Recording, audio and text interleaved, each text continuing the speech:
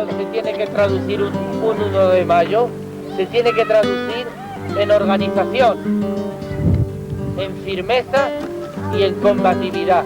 Cuando me hice cura un poco entre la duda, la ilusión y la esperanza. Y sobre todo lo que tenía claro era de que Jesucristo fue el gran luchador de los pobres y que yo tenía que seguir su único camino, que era el del Evangelio, servir a los demás, sobre todo a los más humillados. En ese sentido yo decidí venirme por un pueblo como es este, en el que la mayoría de la gente pues vive de la migración temporera.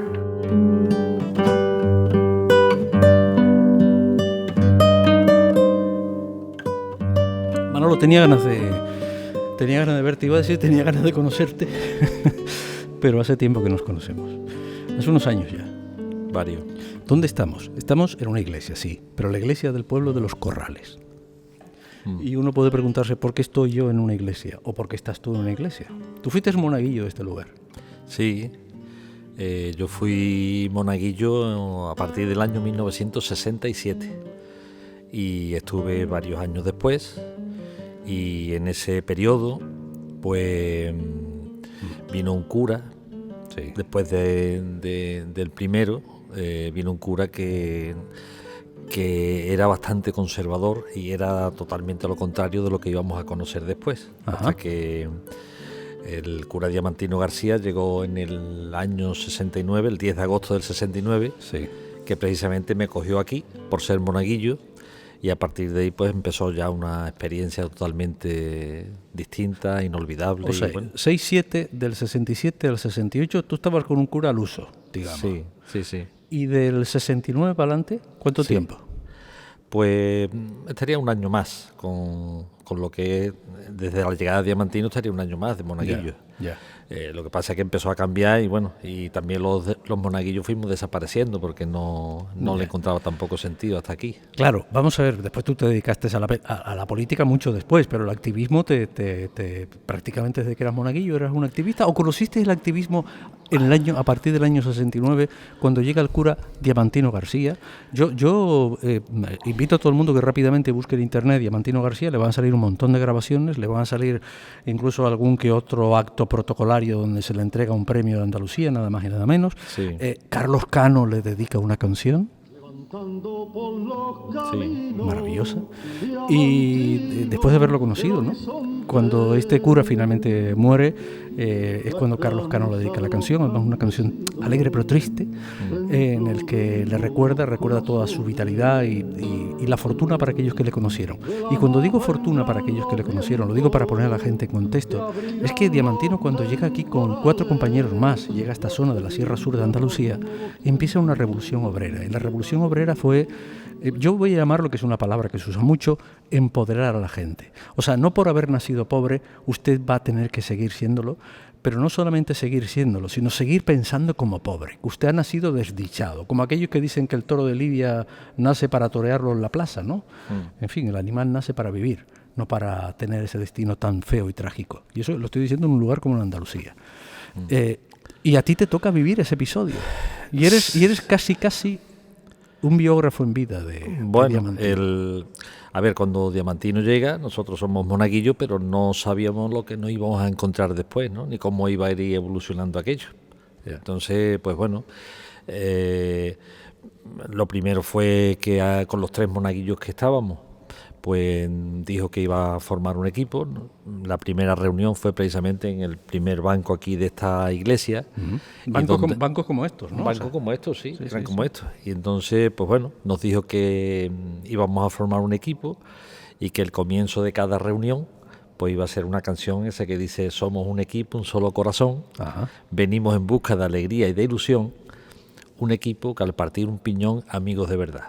Y entonces pues seguía pues hola Pepe, hola Juan, junto a todos vamos a ayudar y alto hasta el cielo se elevará un canto de amistad. Esa era como un himno que había que cantar cada vez que nos reuníamos, ¿no? Y bueno, en principio es que éramos niños, yo tenía 10 años, ¿no? Y también un primo mío que tenía la misma edad que yo y un hermano que tenía un par de años más que yo. A partir de ahí, pues bueno, empieza a plantear una serie de conceptos que qué entendíamos nosotros por una verdadera amistad, qué entendíamos nosotros por lo que era libertad, qué entendíamos nosotros que debería ser una familia donde se respetaran los padres, los hijos, se diera una educación, en fin, más o menos un poco enseñándonos conceptos de la vida, que eso después iba a ir evolucionando hacia otro tipo de conceptos, quizás más de compromiso con la sociedad. El cura Diamantino García, nada más conocerles, les preguntaba que qué consideraban ustedes que era la libertad. Sí, sí, Esa palabra que ahora algunos empiezan a utilizar como para beber cerveza, ¿no? Sí. No, esa era otra libertad, era la libertad de... ¿Qué libertad era esa? Era la libertad de poder expresar lo que uno pensara. Es que me gustaría diferenciar esas libertades, claro, ¿no? Que tan manoseadas últimamente. Claro, ¿no? el pensar, por ejemplo, lo que estaba bien y lo que estaba mal, si las autoridades pues respetaban a la gente en el pueblo, en fin, había una serie de cosas que nosotros en un principio pues nos mirábamos extrañados unos a otros, claro, sin saber a qué venía aquello, pero aquello fue rápidamente cuajando. Y entonces no solamente lo que éramos nosotros, el grupo de monaguillos, sino que fueron naciendo muchos pequeños grupos que nos reuníamos en la sacristía y también con otra gente con las que Diamantino, un poquito más mayor, pues fue cogiendo confianza, hacían como de monitores. Sí. Y sobre todo había una gran obsesión, la labor era la de extender, e ir contactando con las distintas gente del pueblo. En aquel caso éramos niños, los jóvenes con los jóvenes y gente mayor con las que, en fin, él contactó rápidamente, ¿no? De tal forma que en 2 o 3 años, pues bueno, había un panorama totalmente diferente. Tú me estás contando que allí llegan una serie, bueno, a él le toca esta parroquia, ¿no? A otros le toca otra parroquia, eran las parroquias de Pedrera, del Saucejo, Corrales, Pedrera. Los Corrales, Martín de las Aras, Pedrera, Gilena, y a los 2 años se incorporó también Aguadulce. Vale. Ahí son 5 sacerdotes. 5 sacerdotes que montan su equipo y vienen con una idea clara. Vamos a recordar que esta gente, en un momento determinado, cuando le dice no es obispo, es... el cardenal, Monreal, ¿no?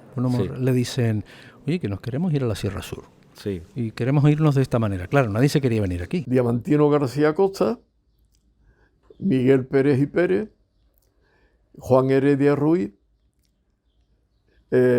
yo, Enrique Priego Díaz, y después, a los 2 años, pues se agregó Esteban Tavares.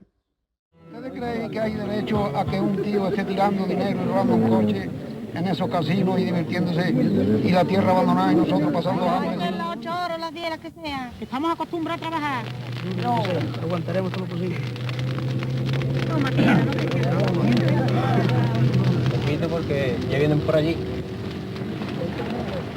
Oye, quedado donde estáis, tranquilo que no pasa nada.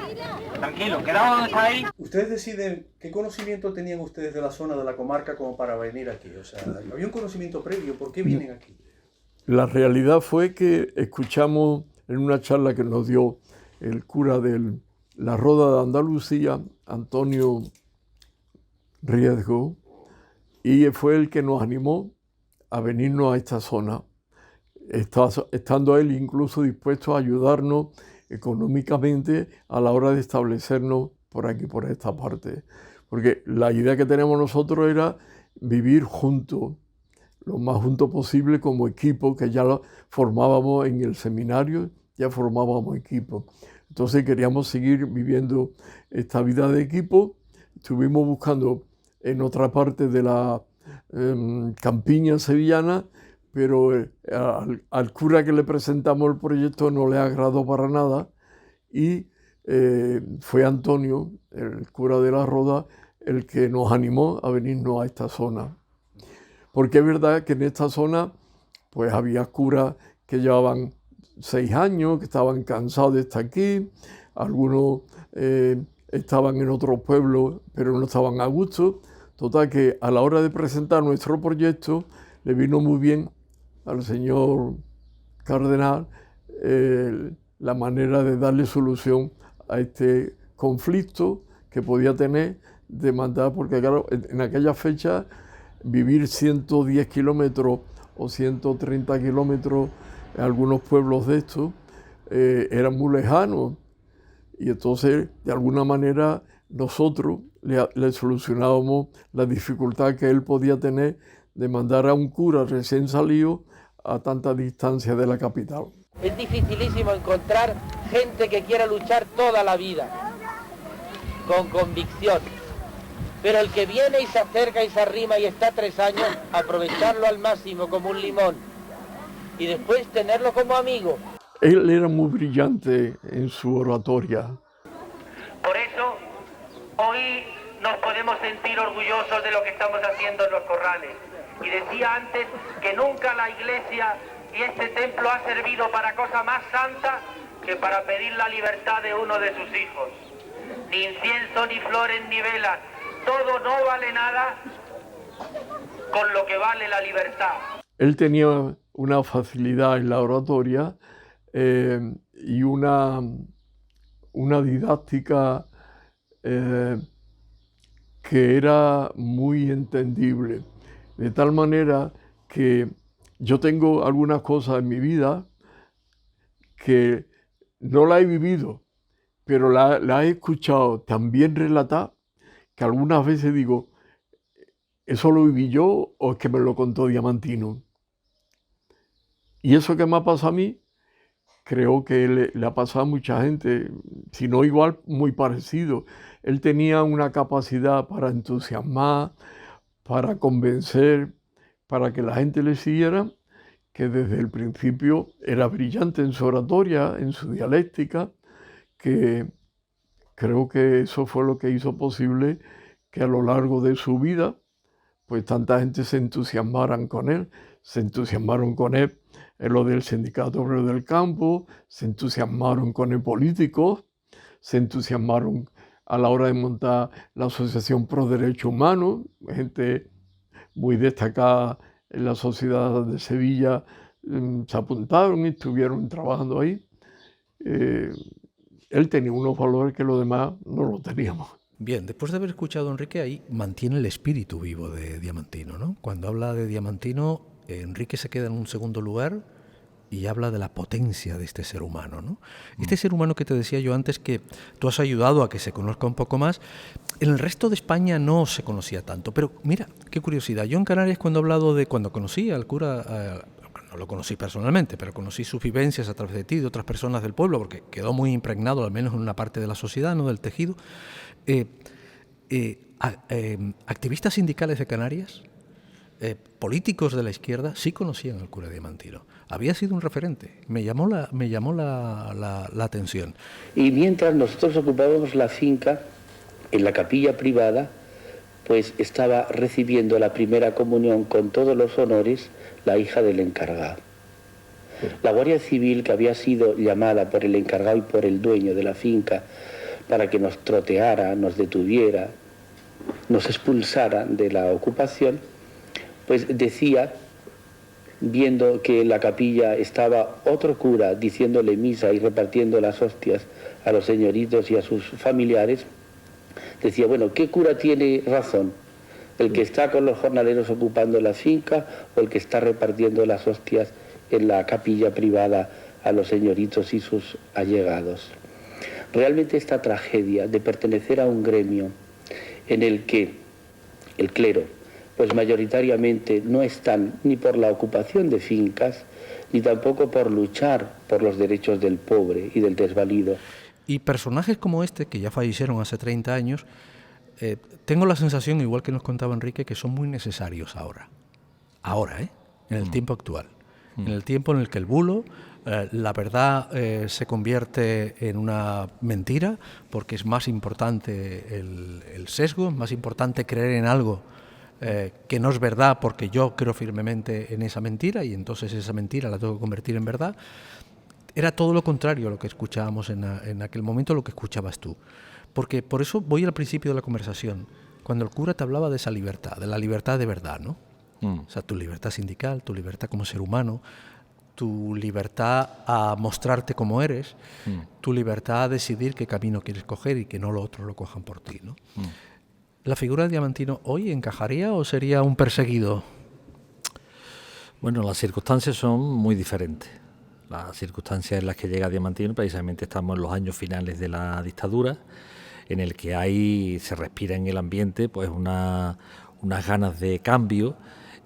Hay también unas circunstancias de trabajo, de mucha emigración, en el que bueno, la gente desconoce sus derechos, en el que también se tienen los ojos muy cerrados, y eso, los años que van a seguir a continuación, 70, desde ahí hasta el 75, hasta la muerte del dictador, pues hay una ebullición en lo que es en este pueblo y en los otros pueblos donde tienen presencia los curas, donde bueno, los puntos de referencia y también un poco que daban más seguridad eran las sacristías, ¿no?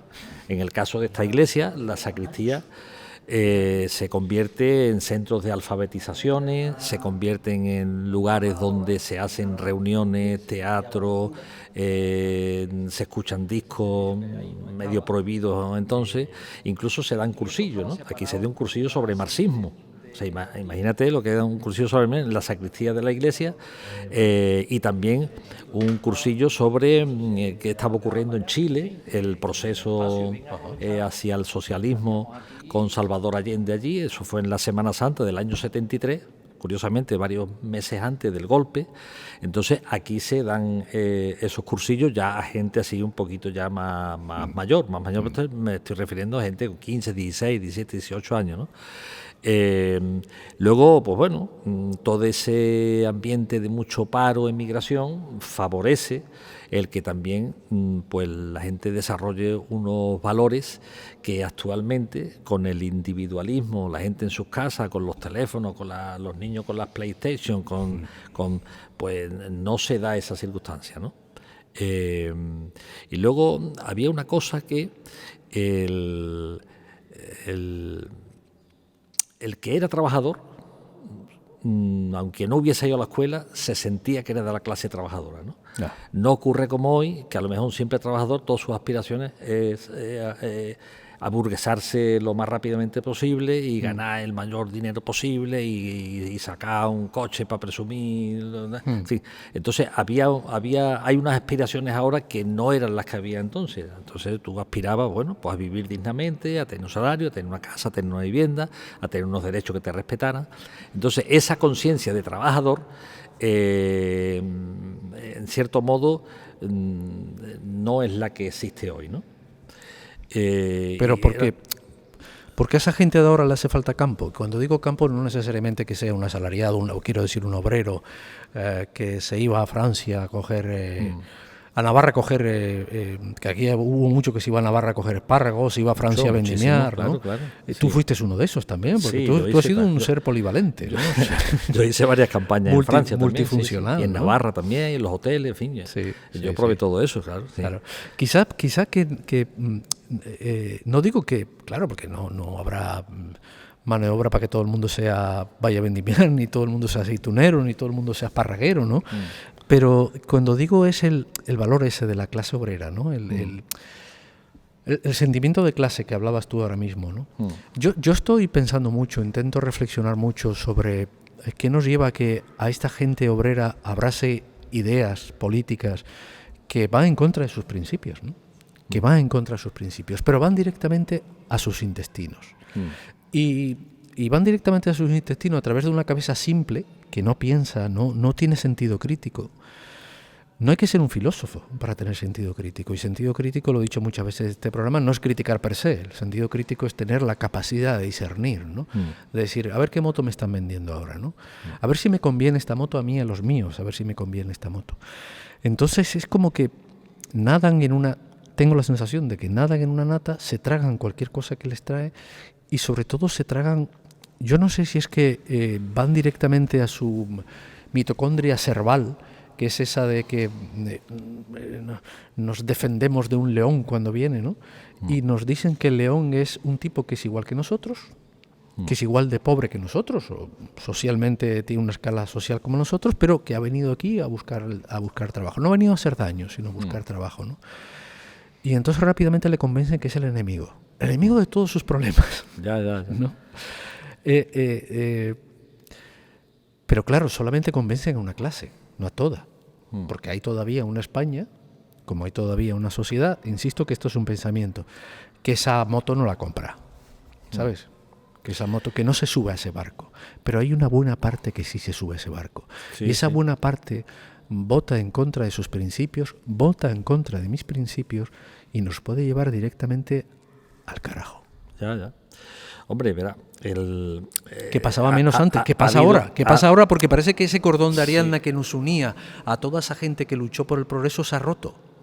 A vuestra generación, ¿sabes? Parece que ese hilo que nos separaba a ti y a mí, suponiendo que tú eres un muchachito y yo soy el Manolo Velasco, o viceversa, ese hilo en un momento determinado alguien se encargó de romperlo y que olvidáramos todas las luchas obreras, ¿no? Toda esa gente que trabajó, a todos esos diamantinos, la a todos composición esos social Enrique. ha cambiado mucho. La composición social, hay que tener en cuenta, por ejemplo, que si Perdona antes por el rollo, pero tenía que contarlo. No, me refiero que lo que es la composición social, tanto de este pueblo como de tantos otros pueblos, de lo que es el medio rural, ha cambiado mucho en el sentido de que antes familias numerosas las había mucho, ¿no? Y entonces, bueno, pues cada familia podía tener 3, 4, 5 hijos, que eso después pues tenían que buscarse la vida y buscarse la vida en lo que les saliera, ¿no? Lo que era el jornalero, que no solamente quiere decir que trabaje en el campo, sino que trabaje en todo lo que le sale. Sí. ¿Qué ocurre? Que las familias han ido disminuyendo sus hijos y, bueno, te encuentras lo que es la parejita, o tienen solamente un hijo, o a lo mucho 3. Y la mayor interés de esta familia es que los hijos estudien, ¿no? Entonces, en el momento que tienen posibilidades de que salen de la escuela y van a otro sitio a estudiar, pues después empiezan a buscarse la vida o aspirar a unas oposiciones, a un trabajo que no es el que tenían sus padres, ¿no? O 20 o 30 años atrás lo que existía. Entonces eso ha cambiado mucho. Y eso pues ha influido lógicamente en lo que es la mentalidad de la gente. Entonces, bueno, esa aspiración a poder consumir más, a vivir con otras comodidades que antes no existían, y de alguna forma a comprar todo lo que el sistema capitalista te va ofreciendo dentro de lo que es el mercado del consumismo, pues eso influye en la mente, ¿no? Y cada uno es también su mentalidad es fruto de cómo vive. Si antes estamos hablando a finales de los años 60, 70, la gente se iba a los cortijos y tenía que estar ahí separado entre mantas, viviendo mal, ganando poco dinero, tal y cual. Aquello generaba una mentalidad y unas aspiraciones a una conciencia y a vivir de otra forma que no es la de ahora, es totalmente diferente. Entonces eso ha cambiado mucho, y eso influye tanto para lo bueno, porque la gente, bueno, pues tiene un nivel de vida más alto, como para lo malo en la pérdida de lo que son la conciencia de los valores como clase trabajadora, porque si lo que es la clase trabajadora, una parte ha mejorado, lo que es la clase dirigente, privilegiada y capitalista, pues ha multiplicado por 1000 sus beneficios y su capacidad de manipular y su capacidad de controlar lo que es los distintos aspectos de la sociedad, ¿no? Sí, pero después nos encontramos con que gente mala siempre ha habido, ¿no? Gente mala siempre ha habido y siempre habrá, ¿no? Pero después es que hay gente que se empeña en ser mala. Hablo de todo eso, ¿no? O sea, ese sesgo es un rasgo muy lo estoy viendo de forma muy común, y yo sé identificar ya la gente mala actual. La gente mala actual es en la que tú y yo, pongamos que somos 2 científicos o 2 personas capacitadas, porque a través de nuestros trabajos, de nuestros ensayos de laboratorio, vemos que, mira, es que no, ya se ha comprobado y te damos la razón exacta por qué no podemos atravesar esta mesa y con la mano, ¿no? Como si fuera una espuma o un gel que hay aquí, ¿no? Porque esto es sólido, hay unas moléculas, hay una compresión, en fin, todo ese tipo de cosas, ¿no? Pero entre todos los trabajos científicos que dicen que esta mesa es imposible atravesarla con una mano, sale alguien y dice que sí porque se lo ha oído su primo, ¿no?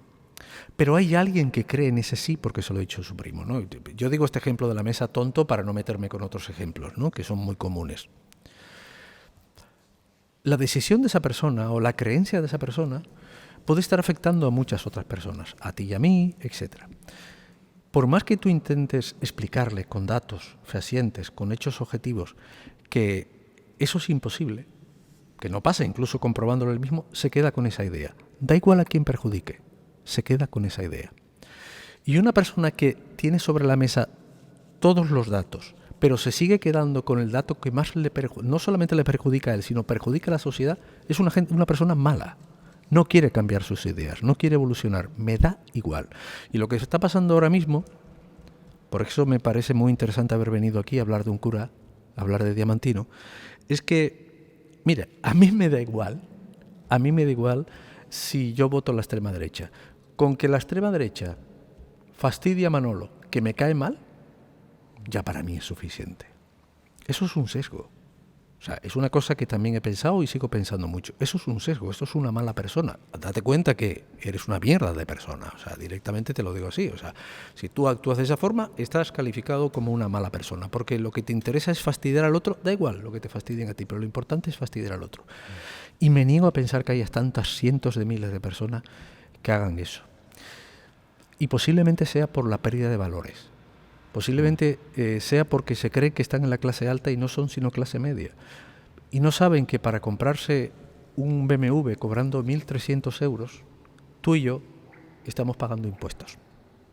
Para hacerte creer que tú tienes todos esos derechos, tú tienes que vivir en un país donde tengas que pagar impuestos. Y esos impuestos van destinados a la educación, a la sanidad, a hacer las carreteras, a que tú te puedas sentar tu ancho culo en un banco del municipio, etc. Y vuelvo al hilo de antes, ¿no?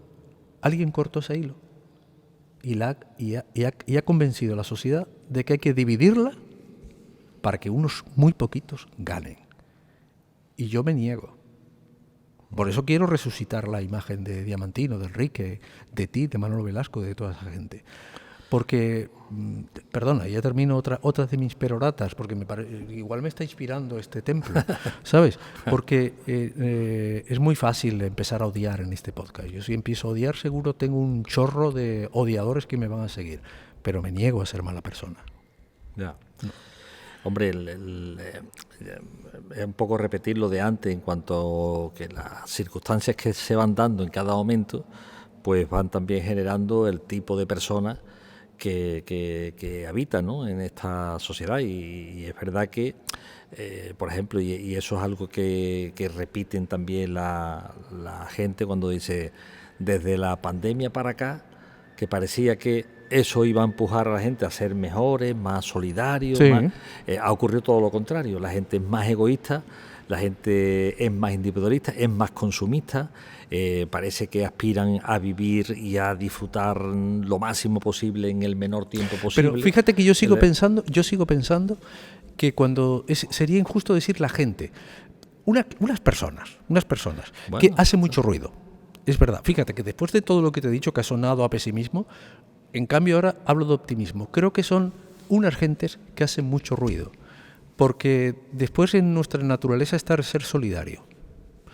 Y es verdad que hace mucho ruido, y es verdad que te convencen de que, por ejemplo, en las Islas Canarias parece que los emigrantes nos están subiendo por las paredes y nos están, ¿no?, como si fuera una invasión alienígena. Es mentira, ¿no? Nos venden alarmas diciendo que nos van a ocupar la casa. Es mentira, ¿no?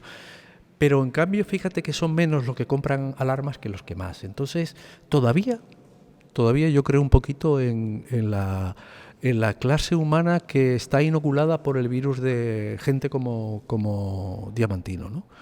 O como tú, o como Enrique, o como etcétera, ¿no? Fíjate. Bueno, por eso insisto que no tengo que dar más explicaciones, por eso insisto que me apetece mucho hablar contigo aquí, y también voy a decir una cosa, que nos hayan dado permiso para hacerlo en una iglesia. Sí, bueno, está... Tú de practicante cristiano tienes muy poquito, ¿no? Salvo cuando fuiste monaguillo. Yo dejé de ser creyente en lo que es todo el montaje, toda la parafernalia que la Iglesia a lo largo de los siglos ha montado, ¿no? De hecho, bueno, dependiendo de la época y dependiendo de los curas y dependiendo de los papas y de las orientaciones que tenga el Vaticano, es que aquí hablamos muchas veces si, por ejemplo, el Papa es más conservador o más progresista, o sea que están sometidos a las directrices que más o menos vaya marcando la Iglesia. ¿Y eso quién lo hace? Eso no es Dios, eso no es la palabra de Dios, es la palabra de los hombres, los intereses también que se mueven dentro de ese mundo, ¿no? Sí. Entonces, querer a pie juntillas lo que las encíclicas que un ser humano, que es el Papa, no es no es la palabra de Dios, no es una divinidad, es lo que se va marcando en cada momento. Y no solamente de lo que es la Iglesia Católica, es que tenemos más de 4.200 religiones y cada uno cree que la suya es la única verdadera, ¿no? Pero ¿cómo aterriza ese extraterrestre, que es diamantino aquí, Sí. y empiezan a venir todos los obreros, todos los jornaleros a esta iglesia? ¿Qué es lo que hace? ¿Cómo atrae? Bueno, porque... Haciendo honor a su nombre, ¿cuál es el diamante que traía ese tío, ¿no? Claro, porque él toca la realidad diaria que está viviendo la gente. Y si la gente explota en los cortijos, pues él habla de esa realidad. Si la gente tiene que emigrar y coger una maleta y pasar la frontera, y además con muchísimas dificultades que había en aquellos momentos, porque los viajes se hacían larguísimos, pues él se implica para que, en fin, esas condiciones mejoren. Si estos pueblos olvidados de siempre, porque están muy aislados por el tema de las comunicaciones, las carreteras, tal, hay que reivindicar lo que es en Sevilla o en la Junta, pues una serie de mejoras para que haya guardería o para que haya trabajo de tipo comunitario tal y cual, pues se implica también pues para que esas mejoras lleguen a estos pueblos. Ya. Entonces, en fin, es un abanico de aspectos, ¿sabes? No es una sola causa, sino son un abanico de aspectos que van sumando de que a lo largo de los años y además en poco tiempo él empieza a consolidarse como un líder natural al que le acompañaba pues una oratoria brillante, una capacidad psicológica pues para conectar con todo tipo de personas. Y al mismo tiempo, bueno, una facilidad tremenda para moverse tanto en los despachos de las más altas instancias de la administración, pues a moverse a lo mejor con los más desgraciados del pueblo, ¿no? Para ayudarles. Que para cobrar el subsidio de paro tengamos que recoger firmas de patronos que nos firmen como que hemos trabajado, entra dentro de un fraude y de una humillación que hace que los patronos cada vez tengan más poder y los obreros cada vez estemos más humillados. Nosotros reclamamos desde el Sindicato Obrero del Campo que no tiene que ser necesaria para proteger al jornalero el gobierno, que no tiene que ser necesaria la firma del patrón. El patrón ya no nos quiere, no nos da trabajo, escasamente nos da trabajo. Y después ellos encuentran un medio de comunicación brutal. No sé si quieres contarlo tú o que lo cuente Enrique, que es la hoja parroquial. Bueno, puedo añadir algo sobre eso. Después de que lo diga Enrique. Sí. La hoja parroquial se convierte en la cita de mucha gente en los tajos. Por la hija parroquial dice esto, pues mira, y entonces poníamos algunos ejemplos relacionados como con el Evangelio del domingo, relacionados de alguna manera con aquello, o bien a favor o bien en contra, y resulta que nos encontramos después lo veíamos después cuando nos veíamos en la reunión semanal, de que eso se da también en mi pueblo. Ese ejemplo que habéis puesto se da aquí. Y ese ejemplo que contaba ayer el otro día también se da en el otro pueblo. Porque nosotros sacábamos a relucir, con el tiempo, sacábamos a relucir problemas que la gente estaba viviendo. Entonces servía, ellos mismos se la citaban y la citaban cuando ellos iban a defender algún derecho. Porque la hoja parroquial dice esto. Entonces ellos la usaban también a la hora de defender sus propios derechos.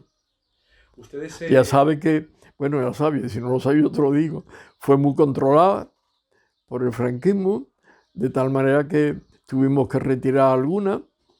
Vino la Guardia Civil, tuvimos que retirar algunas porque había acusaciones.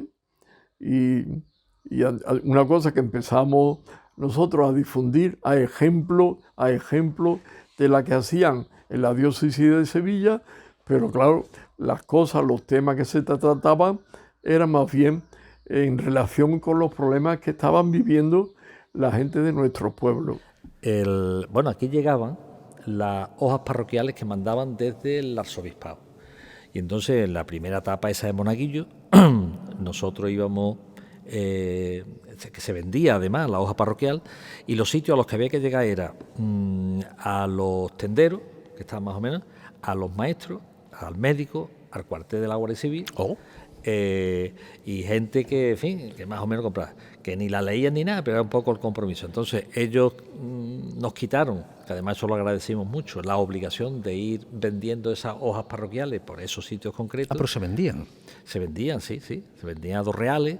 Y después cuando un cura que llegó, que se llamaba Ángel Romero, que era muy, en fin, era muy serio y muy así del Opus Dei, pues dijo, el próximo domingo a peseta, o sea, la subió al doble, ¿no? Ah, bueno, pero espérate, tú estás hablando de antes de Diamantino. De antes de Diamantino. Vale, Eso, cuando llega Diamantino nos quitan la obligación de ir repartiendo esa hoja. Vale. Y empiezan a ser ellos unas propias, que no tienen nada que ver con las del arzobispado, que están hechas multicopistas, y entonces allí se ponía una mesita, allí a la salida de la iglesia, se ponía allí los tacos allí, eso, y entonces la gente la iba cogiendo de manera voluntaria. Entonces, claro, esas hojas parroquiales reflejaban todo eso que estábamos hablando, la problemática de la gente, si había un emigrante, por ejemplo, en Alemania, que escribía una carta a los curas o a la familia, o no sé qué, contando cómo estaba eso, pues la carta se reproducía ahí.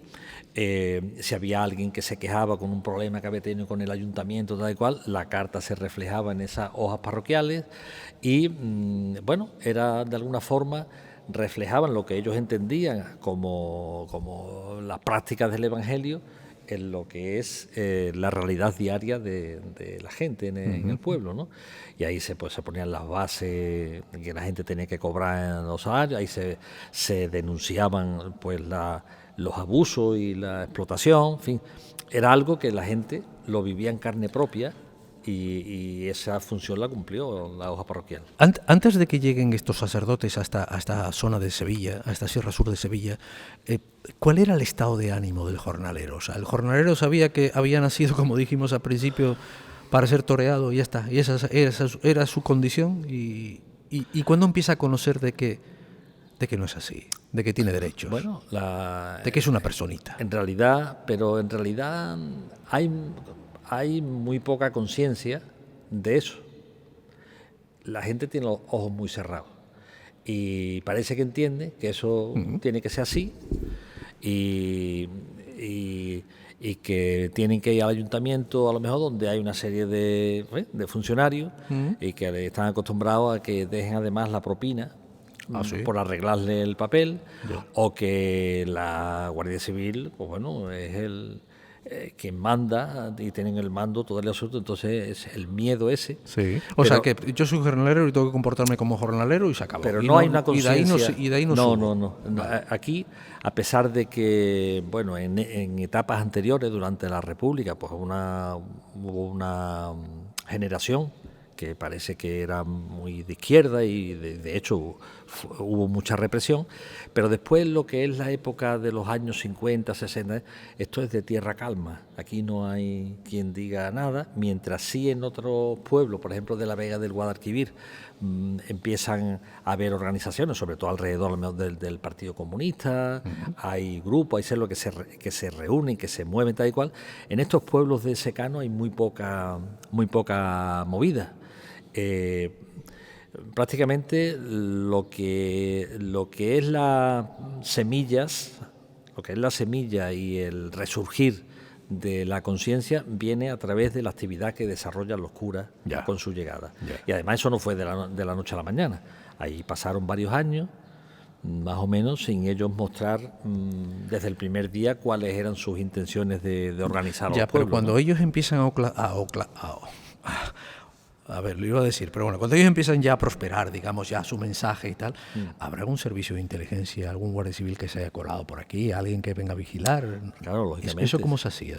Sí, bueno, ellos estaban... No digo cómo lo hacía la Guardia Civil, que me lo imagino. Sí. Digo, ¿cómo se hacían para detectarlo, si es que los detectaban? Bueno, lo que era la iglesia en sí era un paraguas. Entonces, en fin, si había reuniones aquí, eso ellos no podían entrar aquí, sino que, bueno, se mantenían esas actividades. Sí. Y de alguna forma, bueno, pues se cubría, no, ahí estamos haciendo ejercicios espirituales o cualquier cosa así de esa. Entonces, lo que era el tema de tocar la iglesia era, en fin, un poco peligroso.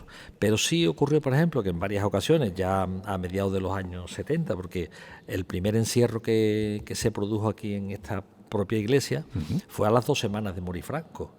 O sea, a las 2 semanas ya hubo aquí un primer encierro, ¿sabes? Vale. En la iglesia, pues para pedir ayuda y tal, ¿no? Y de hecho, bueno, pues la Guardia Civil llegó ahí a la puerta, que además empezaron a empujarle, y uno metió la mano y le pillaron la mano a uno de los guardias a ir contra la puerta, y también se fueron por detrás, por ahí por la sacristía, y querían entrar por ahí. Esta puerta, en un encierro que hubo, esto era otra puerta, era una puerta de madera, no es esta que hay aquí. Desde fuera, ¿sabes? En un encierro que hubo intentó entrar la Guardia Civil por aquí y empezaron a pegarle patadas a esta puerta, ¿sabes? Pero aquí la atrancaron con mesas y con sillas aquí para que no entraran, ¿sabes? ¿Eso fue en el primer encierro, uno de los encierros? Ese fue el primero, eso fue en diciembre del año 75. Porque, espera, que me quede claro, ¿por qué se encerraron en esa primera vez? ¿Reivindicando qué? Pues trabajo. Ah, bien. Trabajo. Y que, bueno, entonces, no es que se consiguieran, pero sí, al menos, la gente percibía de que detrás de cualquier movilización había un fruto. Y una delegación, por ejemplo, pues iba a Sevilla y se reunían con el gobernador y a lo mejor, pues, en fin, mandaba fondos para trabajar 2 días o así. Eso yo creo que fue uno de los grandes descubrimientos que después, ya en plena democracia, hicieron los gobiernos, que dijeron, cuando esta gente se mueve consiguen cositas, eso hay que cortarlo. Entonces, si se encerraban, dicen, déjalo, ya se hartarán.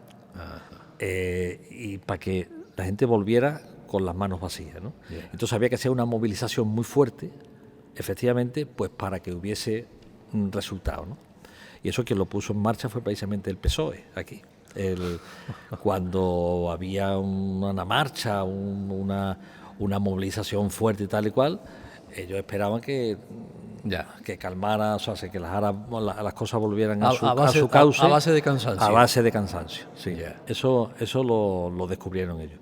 Porque veían que antes, durante los veranos, cuando estaba, por ejemplo, la UCD, claro, que estaba así, que se tambaleaba, que no tenían mayoría absoluta, pues lo que iban era a calmar rápidamente y a aplacar la protesta. Pero claro, eso tenía un doble efecto. Sí. Aplacaba la protesta para el gobierno, sí, pero también a la gente las animaba a decir, coño, pues ahí golpeando nosotros vamos consiguiendo cosas. Este cura diamantino, por ejemplo, otros también, pero bueno, estamos hablando de Diamantino García, llega al pueblo y en un momento determinado dice, ¿dónde está la gente? Pues la gente se ha ido a vendimiar. Ah, pues yo también me voy. Bueno, eso se cuenta así un poquito, y suena un poquito a chiste así, de manera anecdótica, ¿no? Él no llega, yo he leído eso de que dice que llega la primera noche y está escuchando ruido en la calle y que dice, ay, ¿dónde está la gente? Pues aquí la gente ya se ha ido y el único que queda aquí es el cura. Y entonces dice que el cura dice, bueno, para partir de ahora también me voy yo. No sé qué se ha inventado eso. Ah, bien. Cuenta. Bueno, él llega y va observando. Y bueno, pues poco a poco él va conociendo y a partir pero a los 2 o 3 años es cuando él decide irse a vendimiar y también empieza, bueno, pues aquí con gente conocida, a conocer lo que es el trabajo de la aceituna, porque él venía a un seminario, él no conocía el trabajo. Sí. Entonces a lo mejor con familias que conocía y tenía a lo mejor un pequeño olivar, pues oye, voy a ir con vosotros por lo menos para ver cómo era eso, ¿no? Ya después con el tiempo, sí, iba a trabajar pues como otro obrero más, pero lo que es incorporarse con la gente, eso requiere un proceso, porque tú tienes que conocer, tienes que hacer amistades con la gente. Claro. Y como él era tan, además, tenía esa habilidad y tan inteligente, después él ya pues conocía ya muchos tajos en Francia. Claro, y además ayudaba a la gente con los contratos, ¿no? Claro. Pero yo me imagino, yo me puedo imaginar, tú lo tendrás bastante bien mejor datado, por supuesto, yo imagino que llega este cura aquí, después de los recelos de los curas anteriores, porque aquí la gente no venía, porque o si no salías harta diciendo, bueno, otra vez aquí lo mismo, somos nosotros, no, el mea culpa, somos los culpables de todo, ¿no? Es decir, bueno, ahora este cura viene y me viene a vender la misma moto. Y este se querrá colar por aquí, querrá ser un jornalero más. Y me imagino yo la de reticencias y la de miradas atravesadas que hubiera en ese momento, que tendría que era natural por otra parte. Claro, aquí hubo un suceso que no era de mayor importancia, pero ya la gente empezó a relacionar lo que decía. Estas son las ideas que le está metiendo el cura. En el año 73, en el Día de la Patrona, precisamente, en el Día de la Virgen, pues resulta que la caseta municipal, esas que había entonces, que había que pagar entrada, pues que en las carrozas que se hacían para la romería, hubo un grupo de jóvenes que ganaron un premio de las carrozas, y entonces había que recoger el premio dentro de lo que era la caseta municipal. Y entonces en la entrada, como se pagaba una entrada, pues los jóvenes estos que habían preparado una carroza, pues fueron allí para recoger el premio, y la puerta les decía, pues tenéis que pagar la entrada para entrar aquí, no sé qué, total. Que ahí hubo un rifirrafe y se formó como una pequeña manifestación en contra de esa obligación que le ponían de que tenían que pagar la entrada. Y entonces recorrió desde la plaza hasta la calle La Jara, recorrió una manifestación, pues unas 150, 200 personas, pero sí, gritando de forma natural. Vale. Entonces era la primera vez que se veía una protesta así por las calles, pues eso, quejándose, gritando contra lo que es lo que le quería imponer desde la... Y ya ahí empezaron a algunos padres a retirar a los hijos, que a lo mejor venían y decían, a ver si de eso que el cura está calentando con unas ideas a la gente, y no sé, en fin, total, que algunos padres ya empezaron a regañarle a los hijos de que dejaran de, ¿sabes?, de venir por aquí. Pero era, bueno, por eso, no era una motivación política, no era una motivación laboral, sino que fue por aquello, ¿no? Pero este ser humano deja una simiente en los críos, según me cuenta, en los críos que ya son tallubitos, que tienen 50 años, hoy en día, que por eso digo que me lastima mucho que algunos de esos hayan roto ese cordón, ¿no? Con cosas que pudieran parecer banales, ¿no? Que no lo son. El hecho del bocadillo. Venga, hoy vamos a hacer una misión, una excursión, tipo Boy Scout, para que algunos me entiendan, y cada uno que se traiga el bocadillo. Pero el bocadillo no te lo vas a guardar en la talega tuya, lo vas a poner en una bolsa. Y si tú te lo hiciste de jamón, yo me lo hice de queso y el otro se lo hizo de aceite, pues al que le toque, le toca. Como el que saca una boleta de, ¿no? De una talega, ¿no? Porque al final es que todos somos iguales. Tú porque vengas de una familia que pueda ponerle jamón al bocadillo, no te vas a comer el de jamón y no se lo come el otro. Oye, si al otro le tocó, le tocó. Pero fíjate que hay personas que me han contado que eso les quedó. Sí, vamos, la primera experiencia de aquello que yo me acuerdo, ellos llegaron en agosto del año 69, el 10 de agosto, y después de un año de reuniones, los grupos así del movimiento junior, que eran los grupitos, pues al verano siguiente, en el año 70, se hizo como una pequeña acampada ahí muy cerquita, que le decían la Alameda del Sisto, y bueno, pues echar cada uno la manta para dormir por la noche y echar los bocadillos, ¿no? Entonces, bueno, recuerdo que íbamos un montón de niños allí, todos cantando, y porque íbamos a dormir en el campo, ¿no? Claro. Y ocurrió así. Claro, los niños llevaban sus bocadillos y dicen, no, aquí no de manera individual así, sino que se pongan los bocadillos encima en fin, allí se preparó allí una manta tal, y que bueno, vaya cogiendo, hay que compartir lo que traemos entre todos, tal. Y en fin, aquello fue una experiencia bonita, porque era, ya digo, al lado del arroyo, entonces en fin, nos estuvimos bañando en eso que ya tan seco y además tan sucio y tan contaminado, pues allí nos estuvimos bañando, incluso hasta había peces por allí, en fin, que esa fue una experiencia que iba unida a eso que tú comentas, lo del bocadillo. ¿No? Se le ha hecho justicia desde el punto de vista de la imagen, desde el punto de vista de algún vestigio, desde el punto de vista de algún... Ya he visto alguna placa a Diamantino, lo que supuso para toda esa generación y lo que supuso para Andalucía. No olvidemos que tiene el premio, ¿no? Y no olvidemos que, ya lo dije antes, que hay canciones, que hay gente que la añora, que hay movimiento sindical, y que hay un partido político, ¿no? Gracias a ese movimiento sindical de los la CUT, ¿no? Sí. La toma de las tierras, el llegar a tierras que estaban en barbecho, que eran de señoritos, decir, oiga, que aquí la gente se me está muriendo de hambre, vamos a tomarlas, ¿no? Enseñó, tenemos a personajes muy conocidos en España como Sánchez Gordillo, ¿no? Que que viene de toda esa movilización, ¿no? Sí, sí. Marina Leda, no te digo nada, que está aquí cerca, por cierto, ¿no?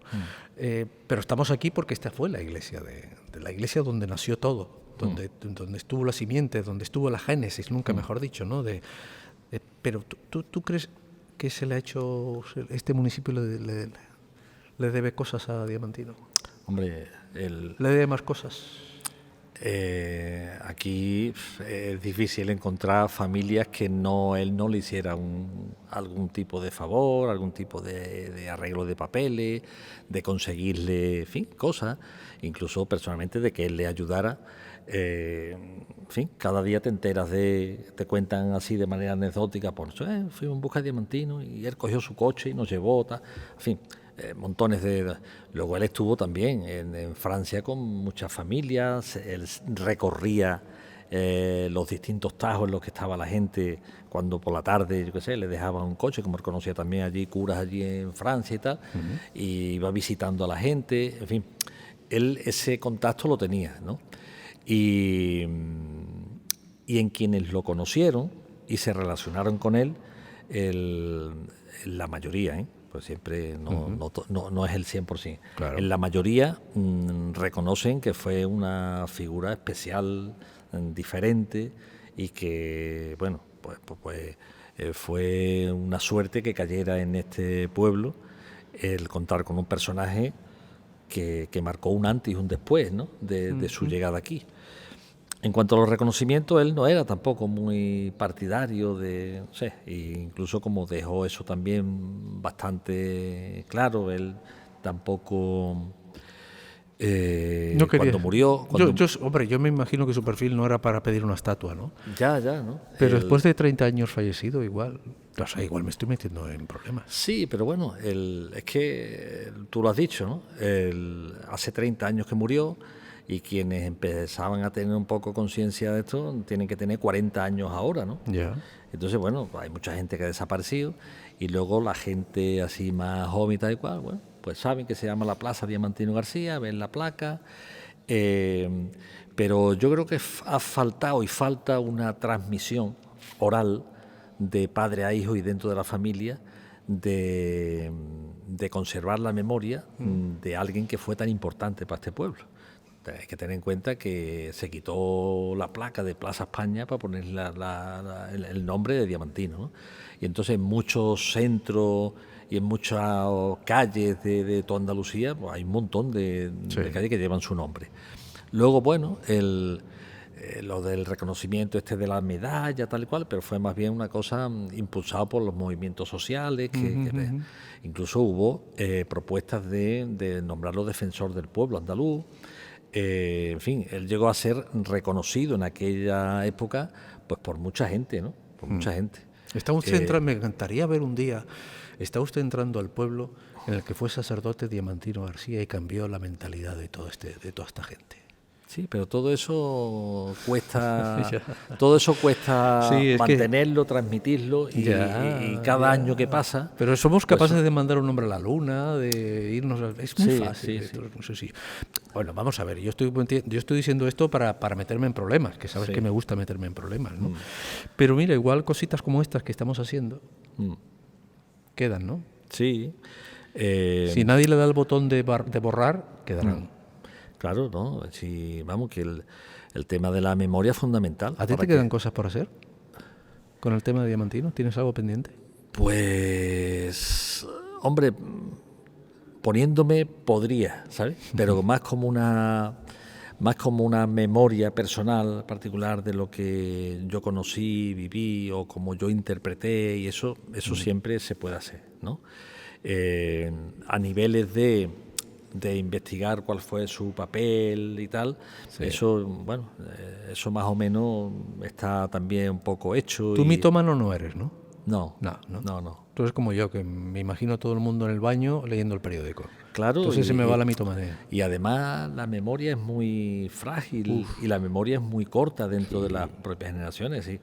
Y sobre todo en este tiempo en el que estamos, con los móviles, eso, donde las noticias duran 24 horas. Es decir, tú puedes publicar un artículo, puedes poner una crónica interesantísima o una reflexión interesantísima, y mañana ya no es noticia. Entonces, otra cosa, ¿no? Y bueno, en lo que es la memoria de personas como él, o la memoria de otros personajes que han pasado por este pueblo, pues es muy cortita. Después de Diamantino, ya no te voy a entretener más. Después de Diamantino, ¿hubo algún sacerdote que al menos se le acercara? ¿O ya tú perdiste conexión con la iglesia? Bueno, hubo otro sacerdote, pero que era de otro perfil, pero que quizá a lo mejor con el que la gente que conocimos a Diamantino podíamos estar a lo mejor un poquito más cercanos y tal, que era un sacerdote, le decían Claro Jesús, se llama Claro Jesús, y este se fue a El Salvador o a Nicaragua, por allí anda, ¿no? Y entonces él tenía un poco así de mentalidad abierta, y te lo cuento como anécdota. Esta iglesia, este enlosado, estando él, fue el que se preocupó por fin, porque también había mucho deterioro en la iglesia. Entonces, bueno, él estuvo moviendo eso. Y entonces hubo una reinauguración de la iglesia en el año 98. Y habló conmigo que si yo me atrevía a dar una conferencia aquí en el año 98 sobre la historia de la iglesia, tal. Sí. Y digo, ¿tú te atreves a que yo hable en de atril? Digo, porque yo de la iglesia, hasta la llegada de Diamantino, los demás eran todos curas carcas y curas alineados con el régimen, con la dictadura. No importa. Total, que bueno, yo me traje fotos que yo tenía, tal cual, se montó una exposición allí en todo el pasillo aquel. Ajá. Y bueno, en el año 98 pues hablé yo desde el atril aquel, pues diciendo, bueno, todo lo que había significado la iglesia desde que existió aquí, desde el año 1600 así, y los distintos curas que habían ido pasando y el papel que había tenido la iglesia durante todo ese tiempo, y bueno, hasta llegar a Diamantino, donde bueno, su visión totalmente diferente de la iglesia marcó eso, un antes y un después, y bueno, nada, sin problema. Digo, en principio yo soy, como decía también Diamantino, yo soy creyente de la gente que está dentro, de los que salen, entran, no de los muros del edificio, ¿no? Y por tanto, desde ese punto de vista, es del que yo voy a tratar la conferencia. Nada, me parece perfecto. Entonces, bueno, yo lo vi un hombre bastante abierto y sin ser una persona dogmática, ¿no? Sí. ¿Y te aplaudieron al final? Sí, lógicamente, claro. La gente aplaude, sí. Bueno, oye, que ha sido un ratito bueno aquí. Muy bien. Hemos roto algunos techos, ¿eh? Sí. No de este templo, pero estamos en un templo blando. Y hay que decir que el archidiócesis de Sevilla nos ha permitido estar aquí. El cura Jesús también se ha portado estupendamente bien con nosotros. Y hay que agradecérselo, ¿no? Hay que agradecérselo. Al cura Enrique, al que hemos conocido también. Bueno, hoy te veía yo carita, ¿eh? Ahí tengo unas imágenes tuyas escuchándole a Enrique atentamente. ¿Todavía sigues aprendiendo de él? ¿Todavía sigues, hombre, por supuesto. ¿Todavía sigues escarbando ahí, sacando Sí, cosas? Además, en fin, todos los que hemos vivido toda esa época, y además, no sé, aquí funcionábamos como una gran familia a nivel comarcal, ¿no? Sí. Donde ellos estaban, porque ellos conectaron y pusieron en contacto a la gente que estaba a su alrededor, pusieron en contacto a unos y otros. Y de hecho, surgió un apelativo curioso en todos los pueblos donde ellos estaban, que nos decían la gente del cura. Pero no de manera, sino en plan despectivo. ¿No? La gente del cura, sí. Sí, estos son de los del cura, ¿no? Después eso fue perdiéndose, pero la gente del cura, los niños del cura, estos son de los del cura, estos son... pero más bien en plan despectivo que reconociendo a lo mejor el papel que a lo mejor se desempeñaba en aquel momento. Entonces, en Pedrera pasó exactamente igual. Y bueno, el hecho de que Enrique, ya con casi 85 años, pues él reviviera aquello, está fuerte, pues también, hombre, te revive a ti tus recuerdos y todo eso, y es como una especie de patriarca, ¿sabes? que se... 80 y pico años sigue siendo el cura párroco. El cura párroco, sí, sí. Él hace todos los oficios allí. Sí, sí. Y él, hombre, en Pedrera han tenido la suerte esa, y se nota, ¿eh? Se nota política y socialmente, se nota en Pedrera su presencia.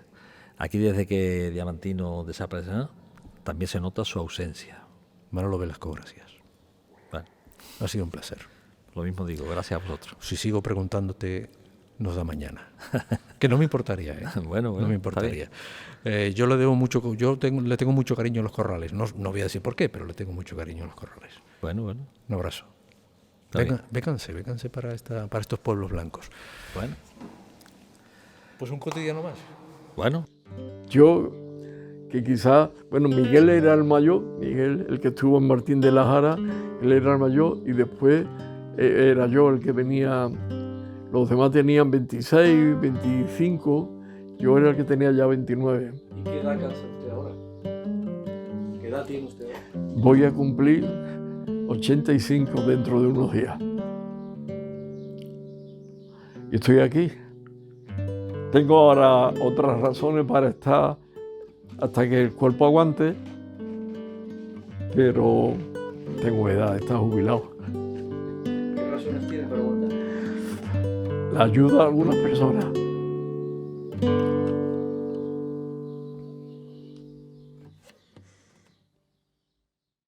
Lo de la medalla de Andalucía que me concedieron para mí fue pues chocante, porque el mismo gobierno que muchas veces me había denunciado por encabezar huelgas, reclamando trabajo para los jornaleros en paro, por ocupar fincas de grandes propietarios que no querían explotarlas socialmente, ese mismo gobierno que me llevaba pues a las comisarías de policía ahora me pone una medalla. Yo quedé confundido y desde luego yo estoy mucho más acostumbrado a recibir cruces que medallas.